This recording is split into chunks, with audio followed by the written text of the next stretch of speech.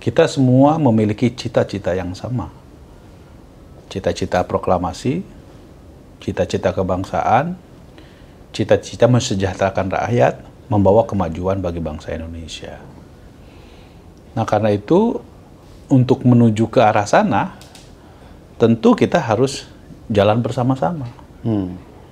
Ya, ketika ada wacana tentang pertemuan antara Ibu Mega dengan Pak Presiden Prabowo, Presiden terpilih, tentu ya kita harus sambut dengan baik.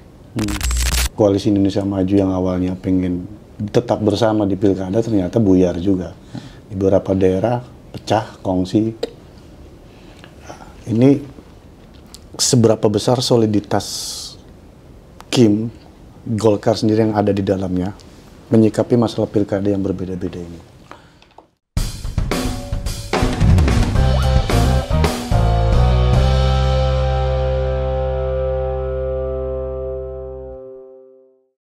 Halo, Assalamualaikum warahmatullahi wabarakatuh. Selamat sore Sobat Rakyat Merdeka. Jumpa lagi dengan saya Sis di program Ngegas Rakyat Merdeka. Kali ini saya kedatangan tamu spesial, tamu yang menjadi narasumber perdana di podcast Ngegas Rakyat Merdeka. Ini merupakan episode ke-43 program Ngegas Rakyat Merdeka, dan hari ini tamunya adalah tamu yang perdana di Ngegas Rakyat Merdeka, yaitu Wakil Ketua Umum Partai Golkar, Kang Aceh Hasan. Ya. Kang, makasih waktunya, Kang. Sama-sama. Kang, karena Kang Aceh inilah sebagai pionir, alhamdulillah YouTube kita Ngegas, dari Ngegas khususnya ini naik terus subscriber. Dan selamat. Dan Kang Aceh sendiri juga banyak diminati, penontonnya juga cukup tinggi. Ngegas Rakyat Merdeka, Kang. Kang, hari ini kita mau bahas masalah ini kan Presiden Jokowi akan purna tugas tanggal 20 Oktober. Ya. Pelantikan Presiden terpilih dan Wakil Presiden terpilih, Pak Prabowo dan Mas Gibran itu tinggal hitungan hari. Tentunya dalam penyusunan kabinet yang kemarin masih sifatnya simpang siur, masih kabar-kabar burung, wacana, itu mungkin kalau sekarang sudah mungkin lebih mengerucut. Golkar sebagai koalisi Indonesia Maju, pendukung utama partai Pak Prabowo dengan suara terbesar. Sejauh ini, seberapa jauh Golkar dilibatkan dalam penyusunan kabinet? Ya, saya sih berkeyakinan ya, karena saya sendiri tidak tahu apakah pembahasannya tersebut dilakukan atau tidak, karena kalau Ketua Umum kami, Pak Bahlil Lahadalia, pasti beliau diajak bicara oleh Pak Presiden terpilih, Pak Prabowo, di dalam penyusunan kabinet Presiden Prabowo Gibran. Jadi bagi Partai Golkar tentu Pak Prabowo dan Mas Gibran akan sangat tahu bagaimana memilih para pembantunya di pemerintahan, dan pasti beliau juga sudah mengetahui mana figur yang kompeten, mana figur yang betul-betul bisa memegang portofolio sesuai dengan visi misinya beliau, yang saya kira juga melanjutkan terhadap pemerintahan Presiden Jokowi Kiai Ma'ruf, ya. Dan tentu Partai Golkar, jika memang diminta oleh Pak Prabowo, Mas Gibran untuk menduduki portofolio kementerian apapun, Partai Golkar insya Allah akan siap menyodorkan nama-nama yang terbaik. Karena tentu kewajiban utama kami sekali lagi adalah bagaimana memastikan pemerintahan 5 tahun ke depan Prabowo Mas Gibran ini betul-betul bisa menghantarkan kepada janji kita semua, yaitu menuju Indonesia Maju, ya, yang pondasinya telah diletakkan pada pemerintahan sebelumnya. Jadi tentang siapa dan pada posisi apa, tentu kita serahkan semuanya kepada Presiden Prabowo dan Mas Gibran di dalam menentukan siapa pembantunya tersebut, begitu. Ini kan yang paling ramai juga sering berseliweran di media itu, media sosial. Ini nama-nama menteri justru yang paling banyak disebut itu dari Golkar, yang paling ibaratnya dijagokan lah. Ini yang bakal menjadi calon menteri. Selain ketum lah, Pak Bahlil, ada Mbak Mutia Hapid, ada Pak Nusron Wahid, bahkan nama Kang Aceh sendiri juga disebut sebagai kandidat calon menteri. Ini sebenarnya nama yang memang setidaknya diserahkan ketum Golkar kepada Pak Prabowo atau memang sekedar isu atau tebak burung dari banyak orang aja sini kan? Iya, saya sendiri ketika disebut-sebut sebagai calon menteri, saya sendiri nggak tahu. Tapi siap kan, Kang? Ya, saya nggak tahu. Saya nggak mau berandai-andai juga. Nanti kalau saya menyatakan siap, kegeeran. Oh iya. Saya nggak mau mendahului takdir. Oh, iya. Nah, tapi poinnya adalah, sekali lagi, dari nama-nama yang disebut-sebut, bisa saja. Bisa saja. Ya, bisa saja. Beberapa nama tadi disebut oleh Mas His, ya mereka memiliki kompetensi dan mereka semua telah berjuang ya untuk kemenangan Prabowo Gibran di dalam Pilpres kemarin ya, dan mereka juga memiliki kapasitas untuk menduduki posisi di kabinet gitu. Jadi ya, tapi tentu semua saya kira kita kembalikan kepada hak prerogatif presiden untuk menentukan siapa pembantunya yang betul-betul memiliki kapasitas, kompetensi membantu presiden dalam kerja-kerja Indonesia ke depan gitu. Kang, Sekjen Partai Golkar, Pak Sarmuji bilang, Golkar itu kalau di kabinet minimal harus 5 lah. Ini apakah karena memang Golkar dianggap merasa bahwa dia sebagai suara terbanyak di koalisi, jadi merasa PD bilang kita harus banyak lah suaranya, jumlah menteri kita di kabinet gitu. Ya, gini, Partai Golkar ini kan partai yang berideologi karya kekaryaan. Ya. Wajar jika Partai Golkar selalu dalam perjalanan sejarahnya selalu berada di kekuasaan. Ya. Kenapa? Karena dengan kita berada di kekuasaan pemerintahan, maka akan banyak hal-hal yang dimandatkan oleh rakyat bisa dieksekusi melalui pemerintahan itu. Nah, ketika tadi ada pernyataan dari Pak Sekjen kami, bahwa Golkar seharusnya lebih banyak, ya sebagai partai, siapapun partai politik saya kira memiliki keinginan dong ya kan, sebanyak-banyak ya berada di pemerintahan ini dengan portofolio yang banyak. Ya, hanya tentu kita pun juga menyadari bahwa soal formasinya, jumlahnya, serta bagaimana penempatannya, saya kira Pak Prabowo sangat mengetahui terhadap para kandidat-kandidat tersebut, ya, termasuk dari Partai Golkar. Apalagi kan Pak Prabowo ini kan mantan Golkar gitu ya. Jadi tentu beliau sangat memahami suasana kebatinan dari Partai Golkar. Kang, ini di tengah menariknya isu penyusunan kabinet, juga ramai terkait masalah rencana pertemuan Bu Megawati, Ketua Umum PDIP, dengan Presiden terpilih Pak Prabowo. Di mana karena ada wacana pertemuan ini, maka sinyal bahwa PDIP akan bergabung dengan pemerintahan itu semakin kuat. Golkar sendiri yang dari awal berjuang bersama Pak Prabowo di Pilpres, itu menganggap gimana kedatangan pendatang baru PDIP yang terakhir? Gini, kita dalam membangun bangsa ini, ya, tidak boleh ada punya perasaan musuh-musuhan. Ya, semua berhak dan semua harus bekerja sama. ya, kita semua memiliki cita-cita yang sama. Cita-cita proklamasi, cita-cita kebangsaan, cita-cita mensejahterakan rakyat, membawa kemajuan bagi bangsa Indonesia.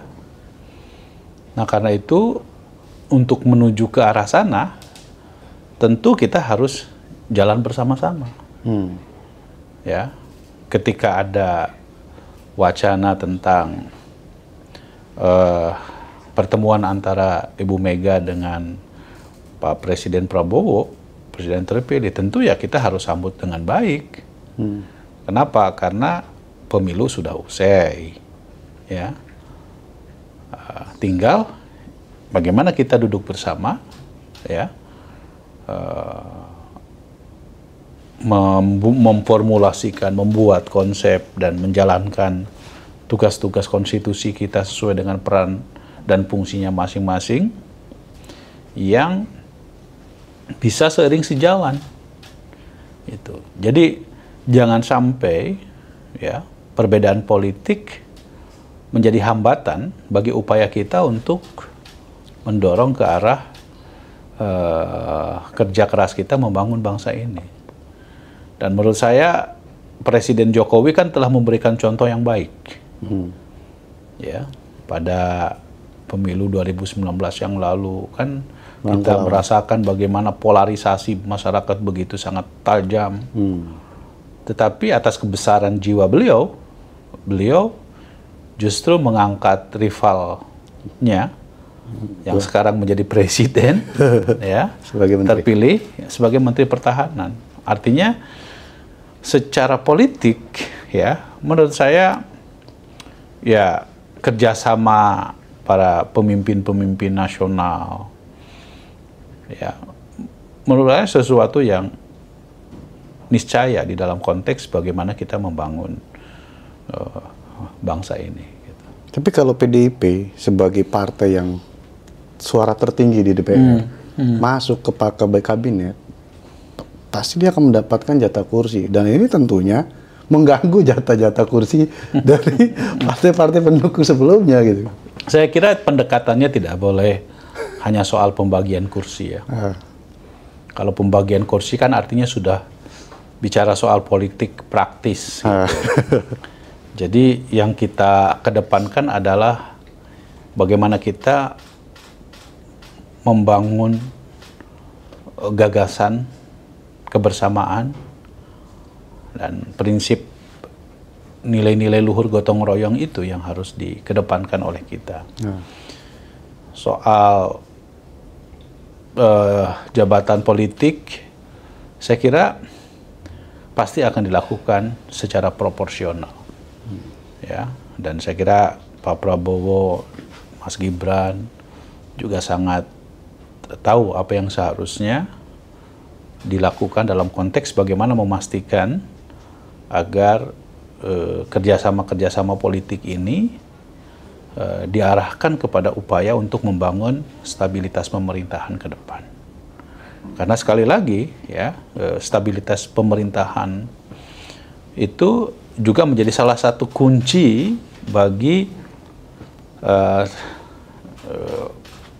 pembangunan ekonomi, gitu, supaya bisa berjalan dengan apa yang kita harapkan, gitu.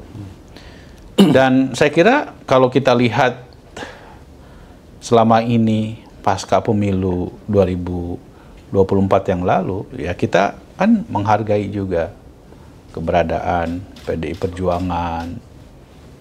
Mbak Puan kemarin baru dilantik menjadi Ketua DPR RI, iya kan? Kemudian PDI Perjuangan pun juga di MPR mendapatkan posisi sebagai Wakil Ketua MPR, gitu. Itu artinya apa? Itu artinya memang kita tidak lagi melihat masa lalu, tetapi kita melihat masa depan.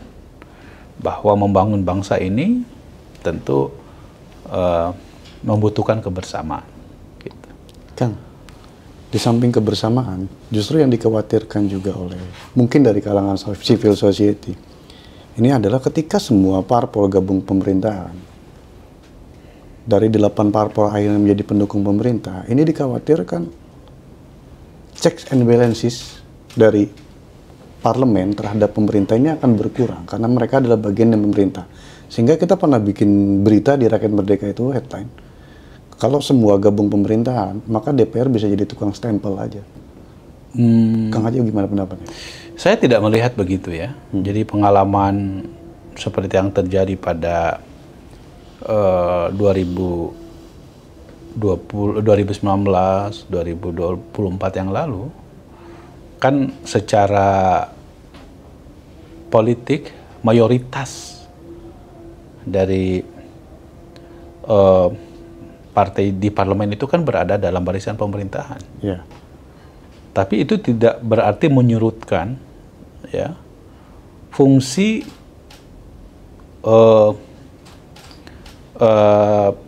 kinerja pengawasan yang dilakukan oleh DPR. Gitu. Jadi menurut saya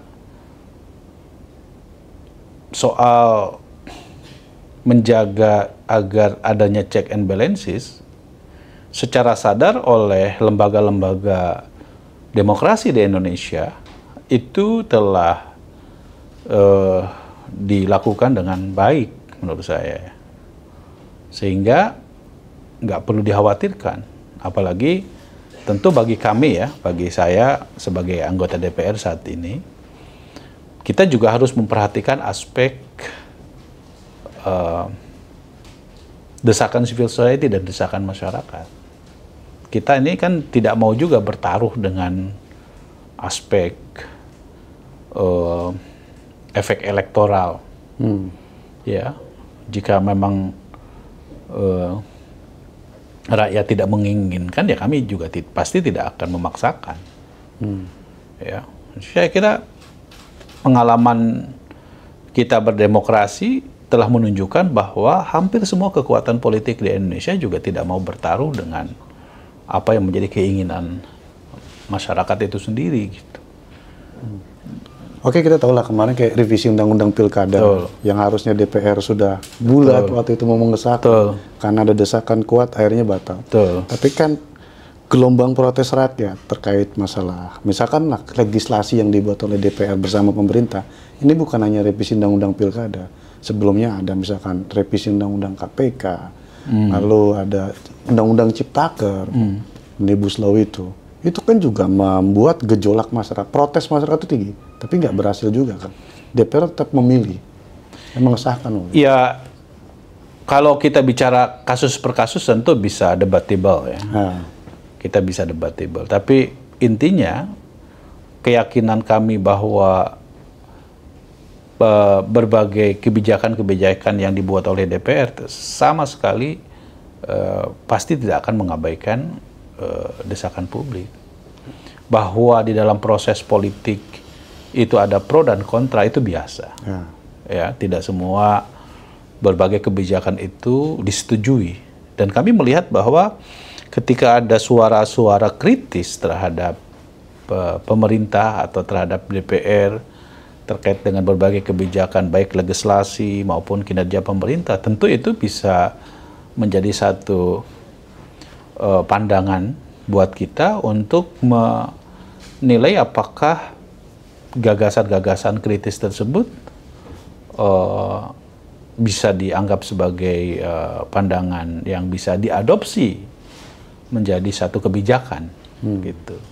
Jadi pada prinsipnya ya, saya kira di era demokrasi seperti sekarang ini, apalagi ya terus terang saja ya, kita pun juga kan nggak mau bertaruh dengan suara rakyat, ya kan? Ya, sampai dihukum di pemilu ya. Kita juga nggak mau dihukum nanti 5 tahun yang akan datang oleh rakyat dengan pemilu yang membuat suara kita misalnya menjadi turun, ya.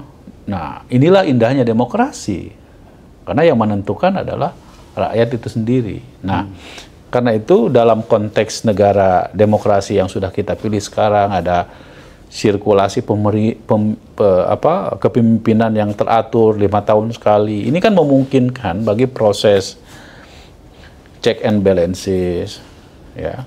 Kemudian suara rakyat juga betul-betul menjadi bahan pertimbangan kita di dalam proses pengambilan kebijakan. Tentu sekali lagi bagi kami ke depan ya, dan saya kira juga selama ini pengalaman pasca reformasi di mana sistem pemilu kita rakyat betul-betul berdaulat, sistem pemilihan presiden juga sama demikian, kita tidak mau bertaruh dengan mandat yang diberikan oleh rakyat tersebut gitu. Kang, terakhir pertanyaan dari saya terkait masalah Golkar sendiri. Ini pilkada serentak ini juga cukup menarik. Kita perhatian publik. Dimana Koalisi Indonesia Maju yang awalnya pengen tetap bersama di pilkada ternyata buyar juga. Di beberapa daerah pecah, kongsi. Ini seberapa besar soliditas Kim, Golkar sendiri yang ada di dalamnya, menyikapi masalah pilkada yang berbeda-beda ini? Iya, kita sebetulnya sudah terbiasa untuk berbeda, ya. Tetapi kalau bisa diupayakan untuk bersama, tentu itu lebih baik, ya. Tetapi proses dari dinamika pilkada tahun 2024 yang dilaksanakan secara serentak ini memang akhirnya kan bisa diselesaikan dengan baik. Mungkin karena kita sudah terbiasa memiliki perbedaan politik, ya, itu tidak menimbulkan satu permasalahan yang misalnya di Koalisi Indonesia Maju membuat kita juga memiliki perpecahan. Ya, dalam kasus pilkada kan pada prinsipnya semua kan sekarang berjalan dengan baik. Ya, Koalisi Indonesia Maju di Jawa Barat kita satu koalisi, di DKI kita satu koalisi, di Jawa Timur kita satu koalisi, di Jawa Tengah kita satu koalisi, dan beberapa daerah di provinsi di luar Jawa juga pada umumnya kita adalah satu koalisi. Jadi walaupun di kabupaten kota bisa berbeda-beda gitu ya. Nah, ini kan tidak membuat kemudian Koalisi Indonesia Maju ini pada level nasional juga harus mengalami perbedaan gitu. Jadi ya saya kira kita semua sudah memiliki kedewasaan politik untuk bisa menyingkapi berbagai perbedaan dalam pilkada ini. Golkar targetnya berapa di pilkada, Bang? Kita menargetkan 60% Golkar ya.